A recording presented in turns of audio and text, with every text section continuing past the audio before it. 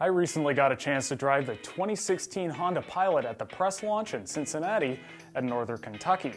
And when you park the old and new ones next to each other, it doesn't take long to realize that a whole lot has changed. Besides the obvious styling overhaul, it's longer, wider, and the rear floor is lower. That's freed up more cabin space, and not just more than the old Pilot. Honda had a Toyota Highlander, a Ford Explorer, Nissan Pathfinder, and Chevy Traverse on hand at the press event. I got a chance to climb into the backs of all of them, and other than perhaps the Traverse, the Pilot offered the most leg and headroom for those stuffed into the third row. There's also a competitive amount of cargo room, even behind the third row, where Honda is keen to point out that you can store an 86-quart cooler, which is good because I counted 16 cup holders in the cabin. 16! So be prepared for lots of pee breaks. Honda is also quite fond of the Pilot's push-button third-row access shared with the Acura MDX. Just push a button and the second rows slide forward. It's a great feature, but the resulting pass-through is still tight. Most competitors are better. Elsewhere in the cabin, there is a wealth of handy bins, the materials are far better, and the dash is not only more pleasing to look at, but it seems lower, and there's a sense of openness that benefits visibility and helps make the Pilot feel smaller than it is. All but the base trim comes with a new touchscreen interface. It annoyingly lacks a volume knob and can be slow to respond to inputs.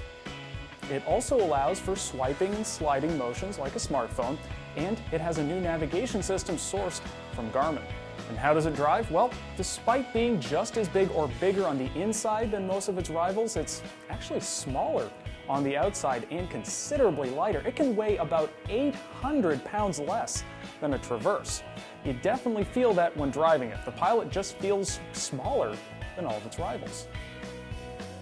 Less weight also makes things easier on the new, more powerful 280 horsepower V6 engine that should deliver acceleration at least on par with the current segment track star, the Toyota Highlander.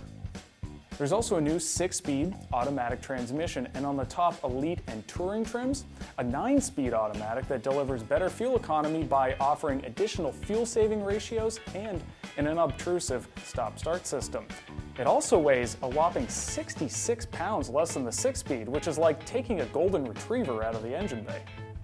The optional all-wheel drive system is also new. Somewhat like Acura's SH AWD system, it shunts power between the left and right back wheels for better handling. It really works. But it also pairs with new terrain-specific software for maximizing the Pilot's effectiveness in the snow, mud, or sand. It's sort of like the systems you'd find in a Jeep or a Land Rover. Finally, there's a wealth of new features available to keep you comfortable, entertained, and safe. In particular, there's a new package of active safety technologies optional on all but the most basic trim level. Now, we'll have to wait to get the 2016 Pilot back to California to render a full verdict.